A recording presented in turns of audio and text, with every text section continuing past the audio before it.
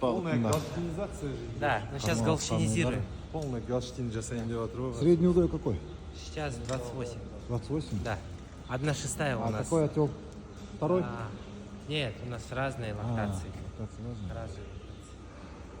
На Ну, удой. 1/6 у нас только галштин.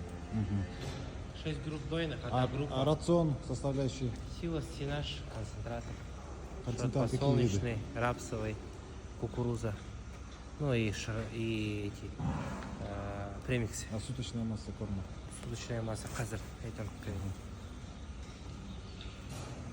Молодцы. Ну, ушундай чарба. Өнүккөн чарбалардын бири. Поголовье какое? Поголовье сейчас 550 дойных. Со шлейфом все вместе 1400. Мына заманбап сарайлардын бири. Караңыздар. 28 литр. Трехразовая Орточо дойка. саган.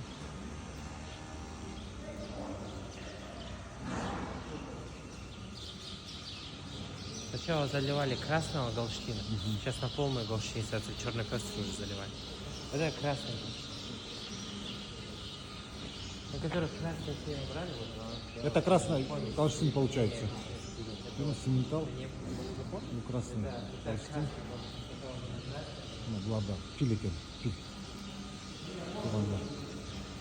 Таптаза, жит жок.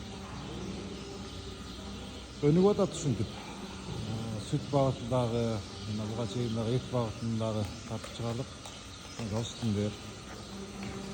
Муш. Bizde de Kırgızstan'da akımdan önlük келет süt bağıtı. Жогорку деңгээлге жетсек, айыл чарба сөнүксө, айыл чарбага көбүрөөк каражат каралса, тырышканыбыз өзү эле айыл чарба да негизи эле. Пил экен.